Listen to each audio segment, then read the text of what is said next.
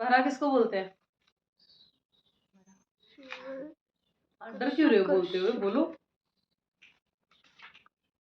हाँ बोलो ना। बोलते हुए डाउट लग हो रहा है। नहीं, डाउट नहीं हो रहा, मतलब उसको संस्कृत में कुछ अलग वर्ड से बोलते हैं। शुगर, सुअर, पिग, कुछ भी बोलो, उससे क्या भगवान की महानता कम हो जाएगी? नहीं। तो फिर भगवान क्या है? अच्युत है। वो चाहे तो कोई भी रूप लेके आ सकते हैं। तो अगर हम सुअर को निकृष्ट मानते हैं और सुअर को निकृष्ट मानने के बाद अगर भगवान ने सुअर को रूप ले लिया तो भगवान की जो इम्पोर्टेंस है वो कम हो जाएगी? नहीं। भगवान नहीं रहेंगे। तो फिर हम डर क्यों रहे बोलते हुए शुक्र रूप? नहीं, वो केशव धृता शुक्र रूप। हिंदी वो वर्ड है ना संस्कृत में, तो वो याद संस्कृत क्यों, आप हिंदी में भी बोल सकते हो। इसको बोलने में हमें हिचकिचाना क्यों है? भगवान ने लिया। अब हम नरसिंह तो बड़ी जल्दी बोल देते हैं, तो वो भी तो शेर ही थे। मत्स्य बड़ी जल्दी बोल देते हैं, है ना। ठीक है, एक बार प्रार्थना करते हैं। ओम अज्ञानतिमिरन्धस्य ज्ञानाञ्जनशलाकया चक्षुरुन्मिलितं येन तस्मै श्रीगुरुवे नमः। श्रीचैतन्यमनोभीष्टं स्थापितं येन भूतले स्वयं रूपं कदा मह्यं ददाति सपदान्तिकम्। वन्देऽहं श्रीगुरो श्रीयुतापदकमलं श्रीगुरुवैष्णवांश्च श्रीरूपं साग्रजातं सहगणरघुनाथान्वितं तं सजीवं साद्वैतं सावधूतं परिजनसहितं कृष्णचैतन्यदेवं श्रीराधा कृष्णपादान् सहगण ललिता श्रीविशाखान्वितांश्च। हे कृष्ण करुणा सिन्धु दीनबन्धु जगत्पते गोपेश गोपिकान्त राधाकान्त नमस्तुते। तप्त कांचन गौरांगी राधे वृंदावनेश्वरी वृषभानुसुते देवी प्रणमामि हरिप्रिये। वाञ्छाकल्पतरुभ्यश्च कृपा सिन्धुभ्यैव च पतितानां पावनेभ्यो वैष्णवेभ्यो नमो नमः। जय श्री कृष्ण चैतन्य प्रभु नित्यानंद श्री अद्वैत गदाधर श्रीवासादि गौर भक्तवृंद। हरे कृष्णा कृष्णा कृष्णा हरे हरे, हरे राम राम राम हरे हरे। नमो ओम विष्णुपादाय कृष्णप्रेष्ठाय भूतले श्रीमते भक्ति वेदांत स्वामिनिति नामिने। नमस्ते सरस्वती देवी गौरवाणी प्रचारिणे निर्विशेष शून्यवादी पाश्चात्य देशधारिणे। वारादेव जो है भगवान, तो इनका अवतार 2 बार हुआ है। ये पता है किसी को? खैर नहीं पता आप लोगों में से किसी को वारादेव के बारे में ही नहीं पता था। तो जब हम जयदेव गोस्वामी जी ने प्रार्थना लिखी थी, दशावतार स्तोत्र बोलते हैं उसको, दशावतार आरती है, तो उसमें केशव धृता शुकर रूपा, केशव धृता नरसिंह रूपा, केशव धृता राम रूपा, ऐसे करके उन्होंने पूरी आरती लिखी हुई है और जिसे भक्त लोग काफ़ी गुनगुनाते हैं, जिसमें भगवान के मुख्य 10 अवतारों के बारे में बताया गया है। और जैसे मत्स्य, कश्यप, वराह, नरसिंह, हरे कृष्णा, तो ये सब के बारे में बताया गया भगवान के। तो हमें इसमें हरे कृष्णा, तो इसमें आपको एक चीज़ ये ध्यान रखने की है, जब हम नरसिंह देव के पास अलग से जाते हैं प्रार्थनाएं लेके, तो हमें समझना चाहिए दैट केशव धृता नरसिंह रूपा। केशव धृता, कृष्ण ने रूप लिया है नरसिंह देव का। He is not different from Krishna. तो अगर हम अलग से जाते हैं नरसिंह देव के पास प्रार्थनाएं लेके अपनी, तो वो एक तो कोई खास ठीक नहीं है। अगर हमारा विजन ये है कि नरसिंह देव अलग है तो, है ना। दूसरा, जब हम नरसिंह देव के पास ये प्रार्थना लेके जाते हैं कि हमारे विघ्नहर्ता नरसिंह देव बोलते हैं, सुना है कभी? विघ्नहर्ता नरसिंह देव भगवान की जय। विघ्नहर्ता गणेश जी के सर पे नरसिंह देव भगवान के चरण है। Do you know that? Ganesh भगवान के सर पे नरसिंह देव भगवान के चरण है। तो वो क्या कहते हैं, ग्रैंड फादर विघ्नहर्ता है। लेकिन वो विघ्नहर्ता नहीं है नरसिंह देव। नरसिंह देव भक्ति में कोई विघ्न आता है तो उसके हरता है। But generally people are saying that Vighnaharta Narasimha देव भगवान की जय। नरसिंह देव, नरसिंह आरती के बाद। But we have to remember that Narasimha Dev जो भक्ति में हमारी बीच में ऑब्स्टेकल्स आ रहे हैं, उसके लिए प्रार्थना करने के लिए होते हैं कि भक्ति में हमारे कोई ऑब्स्टेकल्स ना आए, नरसिंह देव आप उनको दूर किए जाए। ठीक है, तो हमें ऐसे ही वराह द्वादशी पे वराह रूप का भगवान का को याद रखना चाहिए कि केशव धृता वराह रूपा, और इससे भगवान का स्टैंडर्ड मिलीमीटर भी नहीं गिरता। कृष्ण हमेशा कृष्ण रहेंगे। ये वो वाले शुक्र नहीं है जो हम भौतिक दृष्टि से इस भौतिक संसार में जो नालियों में घूम रहे होते हैं। वराह भगवान के शरीर से एक अलग प्रकार की खुशबू निकल रही थी। कैसे उनकी उत्पत्ति हुई थी ये भी अभी आपको बताएंगे। कैसे वो आए थे, क्यों आए थे, क्यों आए थे वो। शुगर आप लोगों ने मैसेज पढ़ लिया। किसी को पहले से पता होगा, लेकिन मैसेज में मैंने इसलिए ये चीज क्लियर की थी। ठीक है, श्रीमद् भागवतम का जो कैंटो 3 का चौथा अध्याय है, वहां पे वराह द्वादशी के बारे में बताया गया है। उसके 16th, 17th, 18th और 19th चैप्टर में बताया गया है। और 16th चैप्टर में 50 श्लोक आते हैं, जिसमें वारादेव के प्राकट्य का, कैसे उनका अपीयरेंस हुआ, उसकी कथा है। 17वें अध्याय में 31 श्लोक आते हैं, जिसमें उन्होंने हिरण्यकश्यपु नहीं, हिरण्यकश्यपु और हिरण्याक्ष दो भाई है, इसके बारे में भी बताएंगे आपको। हिरण्याक्ष के ऊपर कैसे विजय प्राप्त की थी। फिर चैप्टर 18 में 28 श्लोक आते हैं, जिसमें वारादेव और हिरण्याक्ष का युद्ध हुआ था। बहुत बहुत काफी टाइम तक चला था, काफी सालों तक। और फिर चैप्टर 19 में 32 श्लोक आते हैं, जिसमें फाइनली भगवान हिरण्याक्ष का वध कर देते हैं। और अगर किसी को वारादेव के बारे में हल्का भी डाउट लगे कि शुकर रूपा, तो वो ये समझे, इसको इस तरीके से समझे। अब हम गोपाल जी को बिठाते हैं, गोपाल जी को हम क्या मानते हैं, भगवान। आई मीन बाद में जो भाव निकलता है वो दैट इज डिफरेंट, बट अभी तो भगवान के रूप में हम सेवा कर रहे हैं ना। अच्छा, जब कृष्ण इस धराधाम पे आए थे तो उन्होंने कितने कितने बड़े थे वो, जब उन्होंने सारी लीलाएं दिखानी शुरू कर दी थी। कितने, कब से शुरू की थी उन्होंने, मतलब 6-7 दिन नहीं, छकड़ा सुर को मारा था जब 7 दिन के थे, जब 6 से 7 दिन के थे, जब छकड़ा सुर को मारा था उन्होंने अंगूठे से, पैर के अंगूठे से।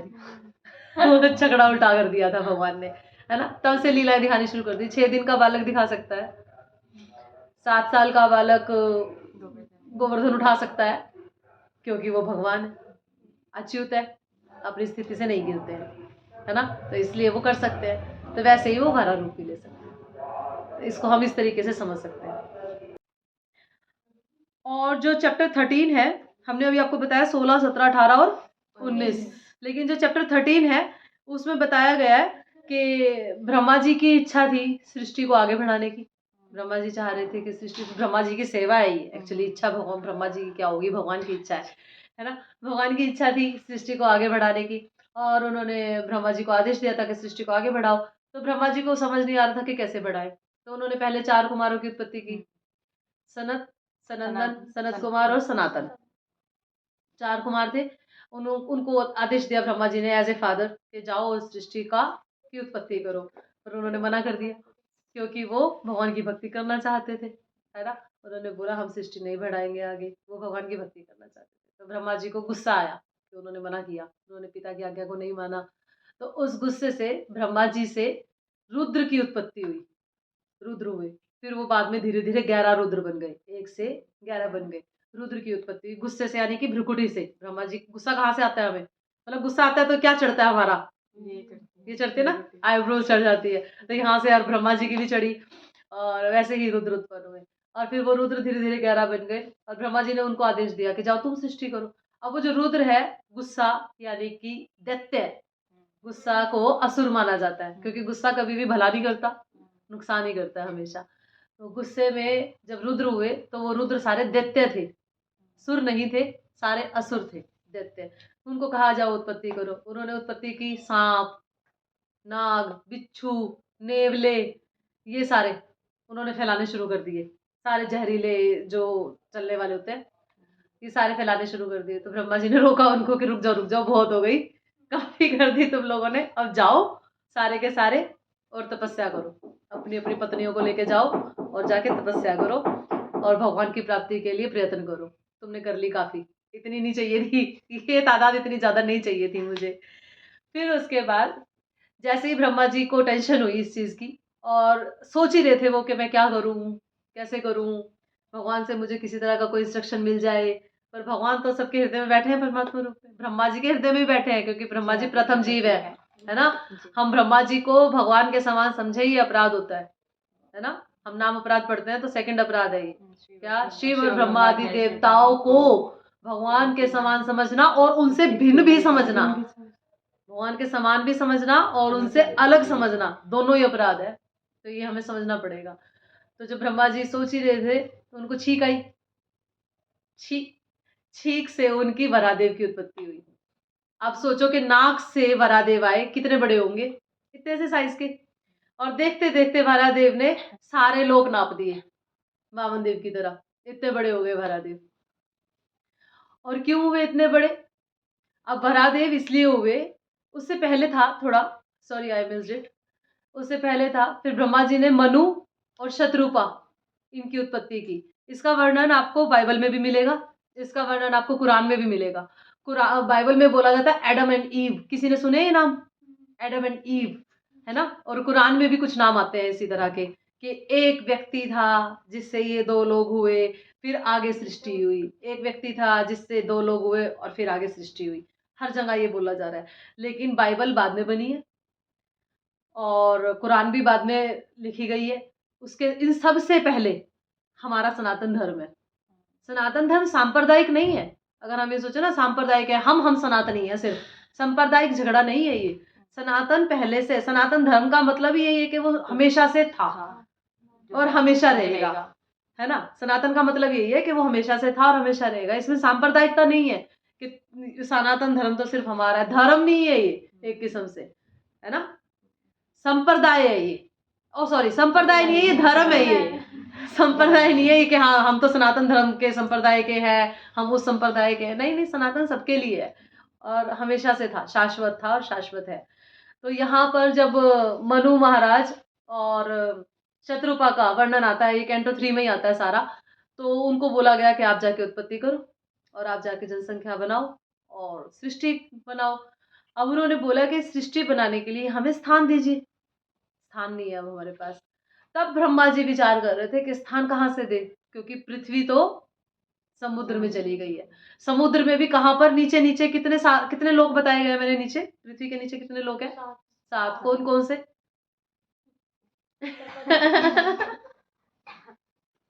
थोड़ा गंभीर हो गया क्वेश्चन, कोई बात नहीं।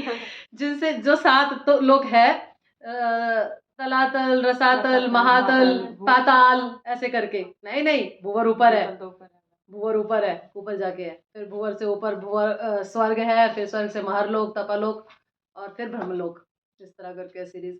तो नीचे सबसे लास्ट लोक जो था उसके ऊपर रसातल है, रसातल में पृथ्वी चली गई थी, मतलब हमारे लोक से 5 नीचे के छोड़ के वहां पर पृथ्वी जा चुकी थी।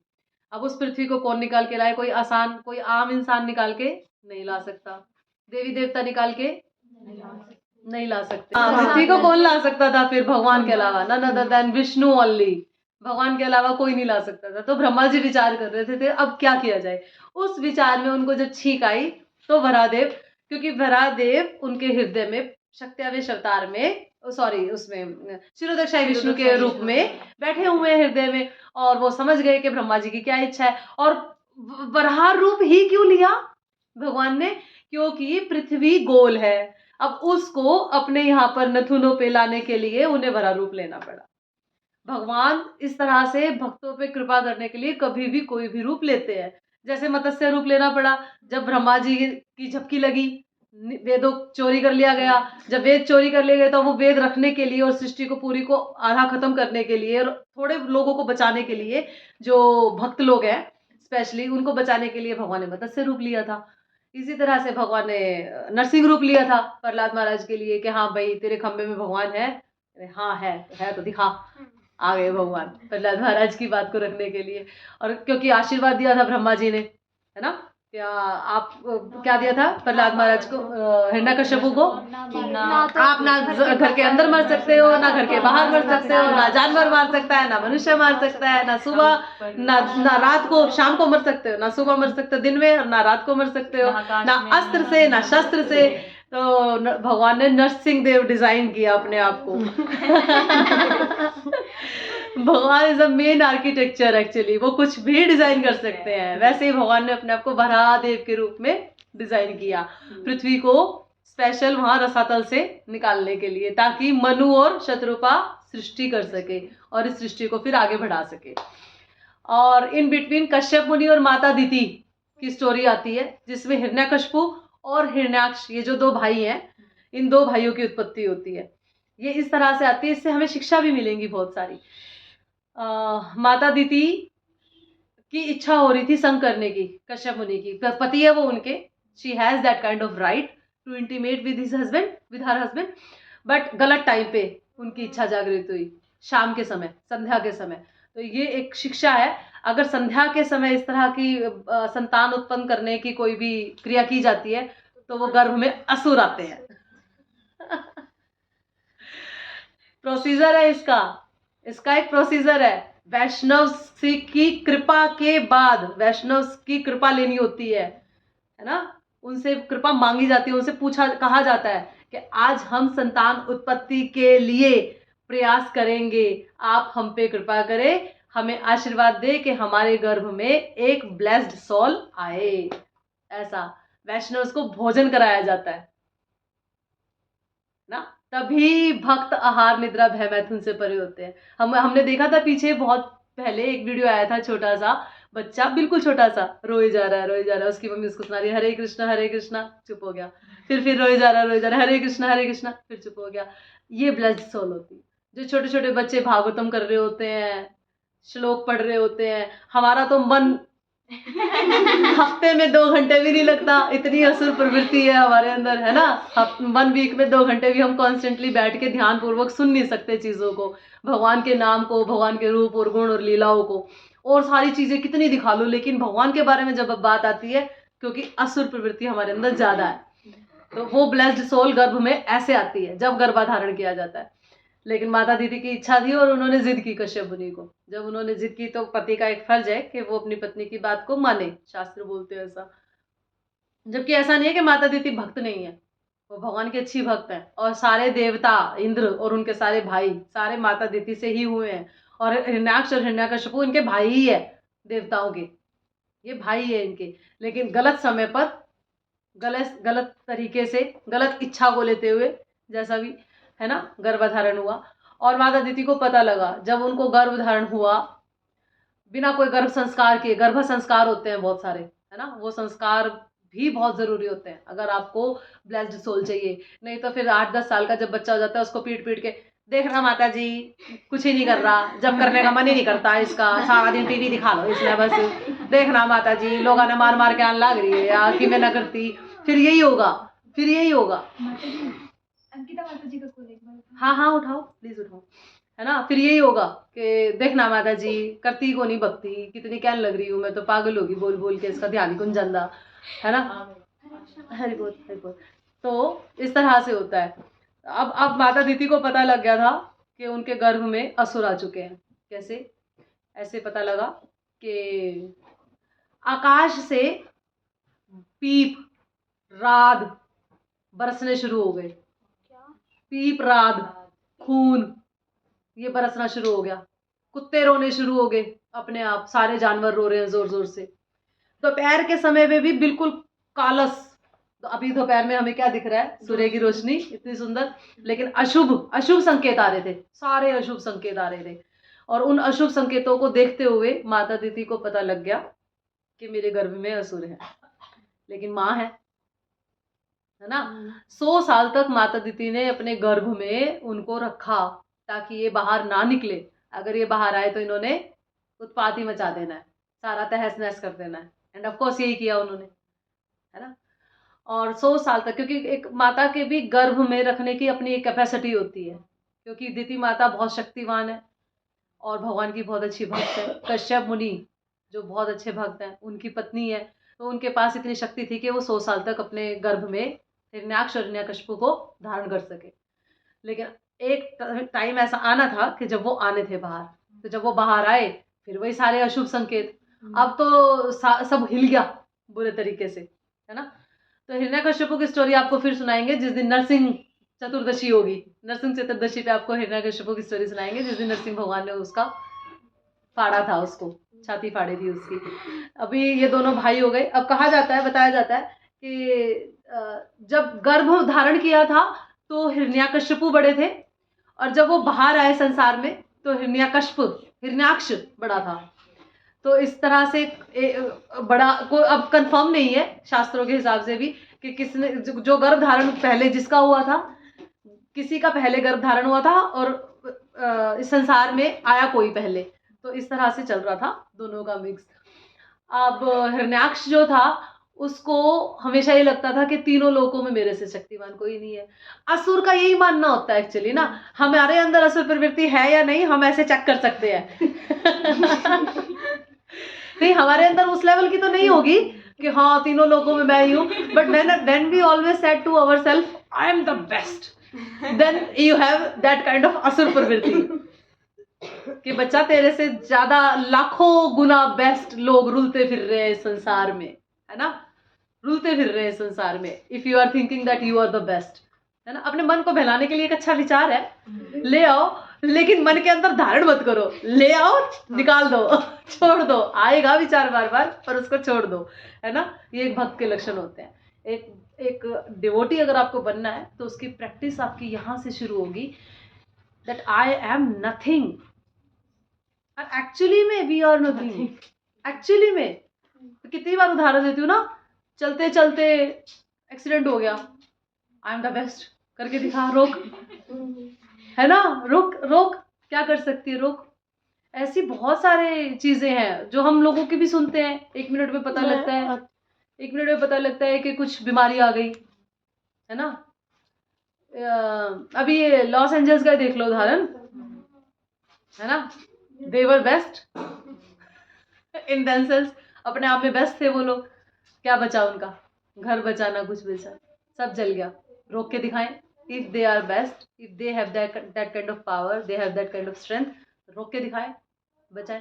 तो इसलिए तरणदपि सुनिचेन महाप्रभु श्लोक देकर गए हैं, जितना आप झुक के रह सकते हो उतने लंबे चलोगे और उतने समृद्ध और अच्छे चलोगे, उतनी कृपा प्राप्त करते चलोगे। जितना झुक के रहोगे, जितना अकड़ के चलेंगे उतना खराब होते जाएंगे। तो अब ये हिरण्याक्ष जो था वो अकड़ा हुआ था, है ना। उसको लगता था कि पूरे ब्रह्मांड में कोई मेरे बराबर नहीं है। तो वो गया जल देवता के पास, और जल देवता के पास, क्योंकि वो जल में ही रहता था, ज़्यादा पानी में ही ज़्यादा रहता था वो, और बोला मुझसे लड़ो, मेरा मन कर रहा है। और कौन थे ये, हिरण्याक्ष और हिरण्यकशिपु, जय और विजय थे ये भगवान के द्वारपाल है। वैकुंठ में जो भगवान के द्वारपाल है, जय और विजय, इन्हें क्यों मिला था ये श्राप के ये जय विजय हिरण्यकशिपु और हिरण्याक्ष बन के आए? क्योंकि 4 कुमार जब वैकुंठ में भगवान से मिलने आ रहे थे, इन्होंने रोक दिया। कौन हो तुम, क्यों आए हो, नहीं मिलना। तो बोले अरे तुम्हारी इतनी हिम्मत, तुम द्वारपाल हो के हमें रोक रहे हो, 4 कुमारों को रोक रहे हो। छोटे छोटे हैं 4 कुमार, जस्ट 5 साल की उम्र के, और नग्न अवस्था में रहते हैं, वस्त्र नहीं धारण करते 4 कुमार ना, नग्न अवस्था में रहते हैं। महारलोक है उनका, तपोलोक है उनका, तपोलोक में 4 कुमार रहते हैं, मैंने वैदिक कॉस्मोलॉजी में बताया था, है ना। तो जब फिर भगवान आए भागे अपने भक्तों की रक्षा करने के लिए, जय विजय की रक्षा करने के लिए, कि 4 कुमार ने अगर कुछ ऐसा बोल दिया जो पूरा करना पड़ेगा, तो मेरे तो जय विजय निकल गए। तो भगवान बहुत केयरिंग है, बहुत केयरिंग है भगवान, है ना। उन्हें बड़ा डर लगता है। लेकिन देखो, अगर आप भक्ति कर नहीं रहे हो और वैसे ही कर रहे हो, मैं भक्ति छोड़ दूंगी, मैं छोड़ दूंगी, भगवान कहेंगे छोड़ दे, मेरे को भी जरूरत नहीं है ना। बट अगर आपके अंदर भगवान के लिए भाव है, फीलिंग्स है, भगवान आपको कभी ऐसी सिचुएशन में नहीं आने देंगे कि आपकी भक्ति छूट जाए। वो खुद डरेंगे कि इसकी भक्ति ना छूट जाए, ये टूट ना जाए, है ना। तोड़ने की सिचुएशन तक लाएंगे आपको, पर तोड़ेंगे नहीं, क्योंकि आपके पास्ट कर्म है ना, प्रारब्ध है, प्रारब्ध को तो भोगना पड़ेगा कैसे भी करके। तो वो लाएंगे वहां तक, लेकिन वो तोड़ेंगे नहीं, फिर जोड़ देंगे। भगवान अपने आप में इनसिक्योर रहते हैं कि भाई मेरा भक्त है, इसको कुछ गड़बड़ कर दी, इसको कुछ चार कुमारों ने श्राप व्राप दे दिया तो दिक्कत हो जाएगी। तो फिर चार कुमारों ने कहा, भगवान ने जाके हाथ जोड़े, भगवान ने, वैकुंठ लोक के स्वामी ने जाके चार कुमारों को हाथ जोड़े कि ये बच्चे हैं, इन्होंने गलती से रोक दिया, इन्हें माफ कीजिए, है ना। लेकिन उस टाइम उन्होंने बोला कि आपको 3 जन्म तो लेने होंगे, है ना। साधु जो होते हैं वो भी दयालु होते हैं, अगर आप उनसे प्रार्थना कर देते हो, वो श्राप के लिए कमंडल तो उठा लेते हैं, लेकिन जैसे ही आपने हाथ जोड़ लिए वो कहते हैं भाई अब तो निकल चुका, हाथ में जल तो निकल चुका, वेस्ट तो नहीं जाएगा, पर ऐसा नहीं, ऐसा कर दूंगा, है ना, थोड़ा दे दूंगा। तो साधु जो होते हैं वो हृदय के कमजोर होते हैं, सॉफ्ट होते हैं, तो वो कहते हैं चलो थोड़े थोड़े में निपटा देता हूँ तुम्हें। और दूसरा ये भी बताया जाता है कि भगवान की युद्ध करने की इच्छा हो रही थी। जब भगवान की युद्ध करने की इच्छा हो रही थी तो भगवान से कौन युद्ध कर सकता है? उनके वो भी नहीं कर सकते एक्चुअली, तो वो भी नहीं कर सकते एक्चुअली। भगवान से, भगवान के इनकारनेशन ही भगवान से युद्ध कर सकते हैं, भगवान के खुद के इनकारनेशन निकले हुए। भगवान से कौन युद्ध कर सकता है? भगवान से ज्यादा कौन शक्तिशाली है? लेकिन भगवान ने उन्हें वो स्ट्रेंथ दी। और जय विजय जो भगवान के इतने प्रिय भक्त हैं, क्या वो राजी थे जाने के लिए? हाँ वो राजी थे, क्योंकि भगवान की प्रसन्नता थी उसमें। जैसे हमको गोपियों का उदाहरण लेते हैं, भगवान को सर में दर्द था, सबने मना कर दिया, मेरे चरण की धूली नहीं नहीं नहीं नहीं, कृष्ण को लगानी है, जाके मरवाओगे, हम तो नरकों में भी नहीं जाएंगे, मेरे चरण की धूली नहीं नहीं नहीं नहीं। भगवान को पता होगी ये स्टोरी आप लोगों को, भगवान को सर में दर्द हो गया था, है ना, तो पता लगा भक्तों के चरण की धूली से ठीक होगा, दवाई है ये। तो ये दवाई देने को कोई तैयार नहीं हुआ, कोई भी, ब्रह्मा जी तक नहीं तैयार हुए। अरे नहीं भाई, अपने चरण की धूली कृष्ण को कैसे दे दे, मेरे को तो नरक मिलेगा, सब अपने अपने में डर रहे। लेकिन गोपियां क्या थी, हमें नरक मिल जाए चाहे, लेकिन कृष्ण का सिर दर्द ठीक होना जरूरी है। This is called love, unconditional love, जिसमें कोई कंडीशंस नहीं है ना, जिसमें कोई बराबरी नहीं है, कोई लेन देन नहीं है, जिसमें कोई लेन देन नहीं है। उन्हें कोई मतलब नहीं है इस चीज से कि हम नरकों में जाएंगे। ये बोलते हैं अनकंडीशनल लव के, हमें चाहे नरक मिल जाए, कृष्ण का सिर दर्द ठीक होना चाहिए, है ना।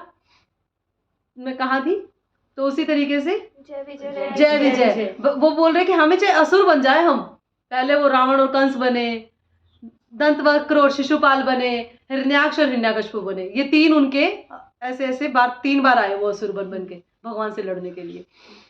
तो फिर वो वरुण देव, जब वो जल के देवता के पास गए, तो हाँ वरुण देवी तो होते हैं, वायु वाले अरुण होते हैं और जल के वरुण होते हैं, ठीक है। वरुण देव के पास जब वो गए तो वरुण देव बोले मैं बूढ़ा हो चुका हूँ, मेरे अंदर सामर्थ्य नहीं है कि मैं तुमसे लड़ूं, है ना, मेरा इतना शक्ति नहीं है।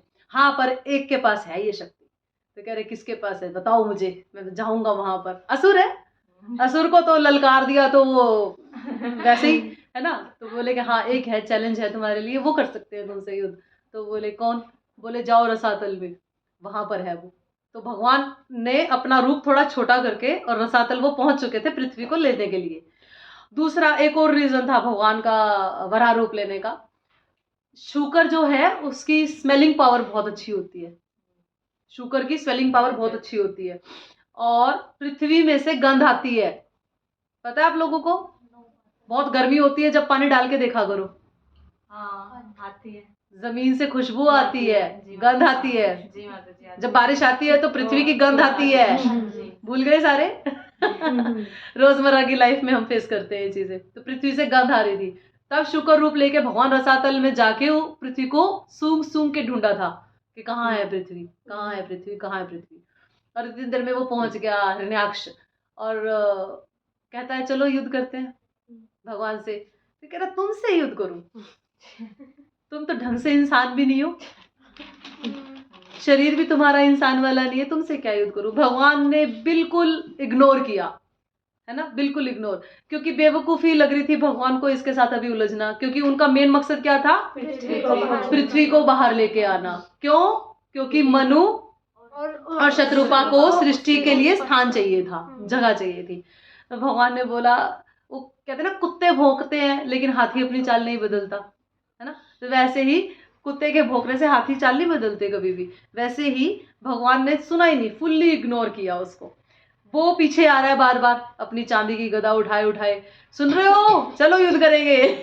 हे असुर सुनो, युद्ध करेंगे। भगवान कह रहे तू रुक यार, अभी देखते हैं, थोड़ा रुक, अभी मेरे को अपना काम करने दे, जिसलिए मैंने ये रूप लिया है। भगवान ने पृथ्वी को उठाया अपने यहाँ मुंह के ऊपर, हाँ उठाया, और भगवान नीचे से पूरे सारे के सारे लोक पार करते हुए ऊपर इस यहाँ पर लेकर आए, पृथ्वी को समुद्र के ऊपर लाकर विराजमान किया।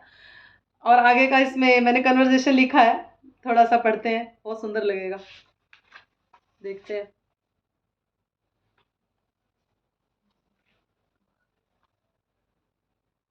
हाँ, और वरादेव को उसने जान जान के बोल रहा, मतलब उकसाने के लिए बोल रहा था कि ये पशु, ये जंगल का पशु इस पानी में क्या कर रहा है।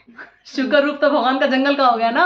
ये जंगल का पशु इस पानी में क्या कर रहा है, इसका क्या काम है इस पानी के अंदर, इसको मैं अभी निकालूंगा, इसको मैं अभी मारूंगा। ऐसे ऐसे करके जान जान के वो उकसा रहा भगवान को। फिर भगवान को कह रहा है, ओरे अज्ञानी, इस पृथ्वी को साइड में कर और मेरे पास आ। ऐसे ऐसे करके हिरण्याक्ष भगवान को उकसा रहा है लड़ाई के लिए। और भगवान फुल्ली इग्नोर करके, वारादेव के रूप में जब भगवान थे, तो फुल्ली इग्नोर करके जब पृथ्वी को समुद्र के साइड में उन्होंने रखा, समुद्र के ऊपर विराजमान किया, पृथ्वी तैर रही थी समुद्र के ऊपर भगवान की कृपा से, है ना, भगवान की कृपा से पृथ्वी तैर रही थी समुद्र के ऊपर। और फिर भगवान ने उसके साथ युद्ध किया, कई वर्षों तक ये युद्ध चला। और पृथ्वी ये भी डर रही थी कि अगर वारादेव ने जैसे ही मुझे इस पानी के ऊपर रखा तो मैं वापस नीचे चली जाऊंगी। लेकिन वारादेव की कृपा से, शक्ति से पृथ्वी पानी के ऊपर ही तैरती रही। और भगवान ने अपने क्रोध को नियंत्रित भी किया। और हिरण्याक्ष को फिर से बहुत क्रोध आया जब पृथ्वी तैरती रही पानी के ऊपर, तो ऊपर से जो देवी देवता थे उन्होंने फूलों की वर्षा की वारादेव के ऊपर। तो फिर हिरण्याक्ष और जल भुन गया। वो कह रहे शक्तिशाली तो मैं, तीनों लोगों का स्वामी मैं, ये कौन है जंगल का जानवर जिसके ऊपर ये सारे के सारे फूलों की वर्षा कर रहे हैं। जो असुर प्रवृत्ति के लोग होते हैं ना, वो ऐसे ही ईर्ष्या करते हैं, भगवान से भी और भगवान के भक्तों से भी। वो बोलते हैं आलसी हो तुम लोग, काम धंधा तो है नहीं तुम्हारे पास कुछ, है ना, ले दे के हरे कृष्णा लगे रहते हैं बस सारा सारा दिन, कुछ करना नहीं धरना नहीं। वो जो असुर ऐसे बोलते हैं, जो इस तरह के लोग बोलते हैं, क्या वो उन भक्तों को खाने के लिए देके जाते हैं, पहनने के लिए देके जाते हैं, उनकी जीविका चलाते हैं? लेकिन लोग बोलते हैं ऐसा। आप लोगों के पास तो कोई काम धंधा है नहीं, हमारे पास लाइफ के बहुत बड़े बड़े टारगेट्स हैं, जीवन के बहुत बड़े बड़े लक्ष्य हैं। पहली बात तो उनको वो लक्ष्य मिलने ही नहीं है। कभी भी अचीव नहीं होने। और मान लो अगर हो भी गए तो क्या ही उखाड़ लिया, जैसे ही ये शरीर छूटा दूसरा मिला, जीरो से शुरू हो जाएंगे, है ना, फिर जीरो से शुरू हो जाएंगे। पर उन मूर्खों को ये बात कोई समझा नहीं सकता। तो इस तरीके से वारादेव ने बहुत सालों तक युद्ध किया हिरण्याक्ष के साथ, और अंत में उसको एक जोर का एक ही मारा लास्ट में, गुस्से में आके भगवान ने क्रोध, जब भगवान को क्रोध आता है, जब शिव जी को क्रोध आता है तो क्या होता है, प्रलय आ जाती है। तो भगवान को क्रोध आएगा तो क्या होगा, तो महाप्रलय आ जाती है।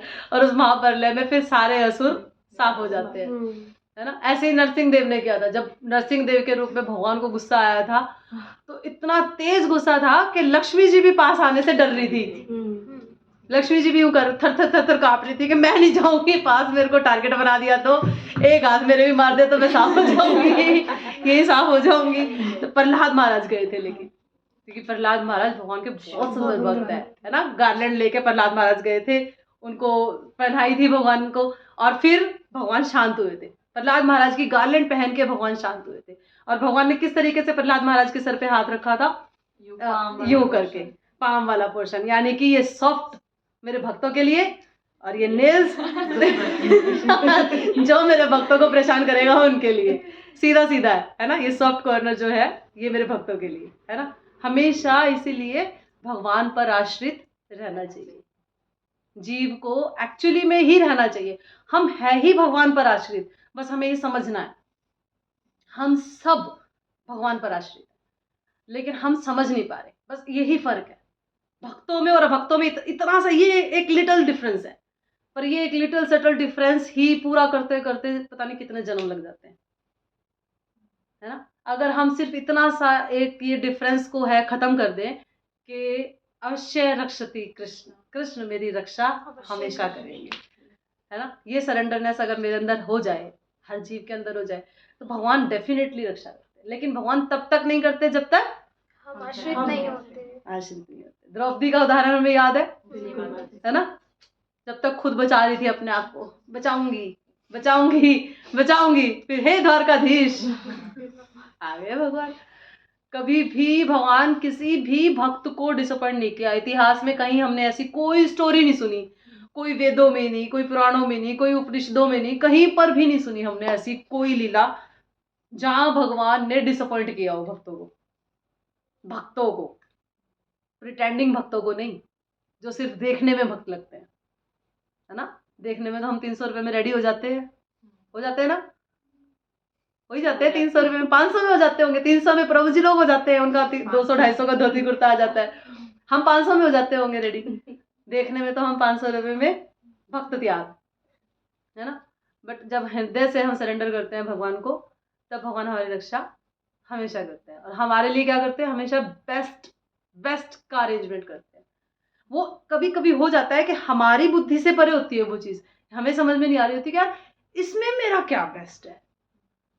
अभी मुझे अस्थमा कर दिया, मैं बोल नहीं पा रही हूँ यार, मैं हंस नहीं पा रही हूँ ढंग से, मैं ऊंचा गा नहीं पा रही हूँ, इसमें क्या बेस्ट है। आई डोंट नो कि इसमें क्या बेस्ट है, बट कृष्णा नोज एवरीथिंग कि इसमें क्या बेस्ट है ना। तो ये बहुत सुंदर सुंदर उदाहरण होते हैं भक्तों के। वरादेव भगवान की जय।